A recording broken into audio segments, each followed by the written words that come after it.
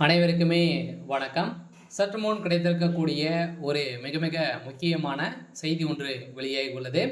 சற்று முன் MP R ராசாவின் கதை முடிந்தது. 10 ஆண்டு சிறை, நீதிமன்றம் வழங்கிய இறுதி தீர்ப்பு. இது மாதிரி பார்த்தீங்கன்னா செய்திகள் வெளியாயிருக்கு. ஏற்கனவே ராசா அவர்கள் நிறைய விஷயத்தில் பார்த்தீங்கன்னா வசமாக சிக்கியிருக்காரு. ஸோ அவர் ஏற்கனவே மத்திய அமைச்சராக இருக்கும்போது பார்த்தீங்கன்னா எக்கச்சக்கமான சொத்துக்களை பார்த்தீங்கன்னா சட்டத்துக்கு விரோதமாக செயல்பட்டு சொத்து சேர்த்திருக்காரு அப்படின்ற மாதிரி இப்போ பார்த்தீங்கன்னா தொடரப்பட்ட வழக்கின் அடிப்படையில் இப்போ அதிரடியாக ராசாவுடைய வீட்டில் அதிரடியாக சிபிஐ பார்த்தீங்கன்னா அதிரடியாக ரைடுகள் நடத்தியிருக்காங்க. இந்த ரைடின் அடிப்படையில் ஸோ எக்கச்சக்கமான பணங்களும் நிறைய விதமான எவிடன்ஸுகளும் பார்த்தீங்கன்னா சிக்கிருக்கு. ஸோ இந்த நிலை தான் இப்போ அதிரடியாக நீதிமன்றம் தீர்ப்பு வழங்க போகிறதாகவும் ஸோ அவருடைய சொத்துக்கள் அனைத்துமே முடக்கப்பட போகிறதாகவும் ஒரு தகவல் ஸோ வெளியாகி வருது. ஸோ இதெல்லாம் பார்த்தீங்கன்னா அதிரடியாக ராசாவிற்கு நீதிமன்றம் வழங்கக்கூடிய தீர்ப்பின் அடிப்படையில் இப்போ அவருடைய கதை ஒட்டுமொத்தமாக முடிய போகுது.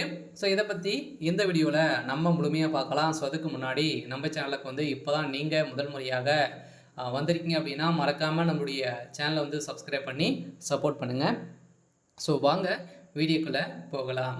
பார்த்தீங்கன்னா ராசா அவர்கள் ஏற்கனவே மத்திய அமைச்சராக இருக்கும்போது 2G அறக்கட்டளை வழக்கில் பார்த்தீங்கன்னா அதிரடியாக ராசா அவர்களும் கனிமொழி அவர்களும் வசமாக சிக்கிக்கொண்டு எக்கச்சக்கமான பணங்கள் பார்த்தீங்கன்னா ஊழல் அரசுக்கு எதிராக சம்பாதிச்சிருக்காங்க. அப்படின்ற மாதிரி பார்த்தீங்கன்னா அரசுக்கு நிறைய இழப்பீடுகள்லாம் செஞ்சுருக்காங்க. 30,000 கோடிக்கு மேலே இழப்பீடுகள்லாம் செஞ்சுருக்காங்க. ஸோ இதை தொடர்ந்து இப்போ பார்த்தீங்கன்னா அதிரடியாக ராசா அவர்கள் அந்த விஷயத்திலும் அதில் நிறைய சொத்துக்களும் சேர்த்து இப்போ ராசா அவர்களும் அதே மாதிரி எம்பி கனிமொழி அவர்களும் வசமாக சிக்கி கொண்டு இருக்காங்க.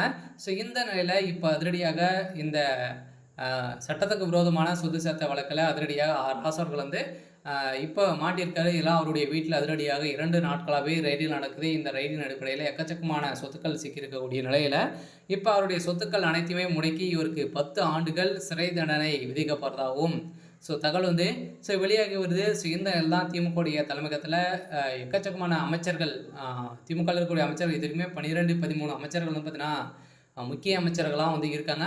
அவங்களாம் பார்த்தீங்கன்னா அனைவருமே ஊழல் வழக்கில் ஸோ அதே மாதிரி எக்கச்சக்கமான பணங்கள் பார்த்தீங்கன்னா குமித்து இப்போ இந்த அமலாக்கத்துறையின் கஸ்டடியில் ஸோ இருக்காங்க. இந்த நிலையில் இப்போ ராசாவுடைய கதை ஸோ முடிந்திருக்கு. சொல்ல அடுத்தது வருகின்ற சட்டமன்ற தேர்தலுக்காகவே பார்த்தீங்கன்னா எக்கச்சக்கமான பணங்களை ஊழல் செய்திருக்காங்க. ஸோ இந்த அடிப்படையில் தான் அமலாக்கத்துறை சில பேரெல்லாம் டார்கெட் பண்ணி இப்போ பார்த்தீங்கன்னா குறிவைத்து தாக்கக்கூடிய நிலை ஸோ உருவாகியிருக்கு. சொல்ல இப்போ அதிரடியாக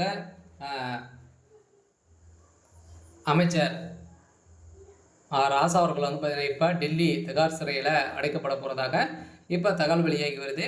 ஸோ இருந்தாலுமே ஸோ என்ன நடக்க போகுது அப்படின்றத ஸோ வெயிட் பண்ணி பார்க்கலாம். ஸோ இது மாதிரி செய்திகளை தெரிஞ்சுக்கணும் அப்படின்னா ஸோ மறக்காமல் நம்முடைய சேனலை சப்ஸ்கிரைப் பண்ணி சப்போர்ட் பண்ணுங்கள்.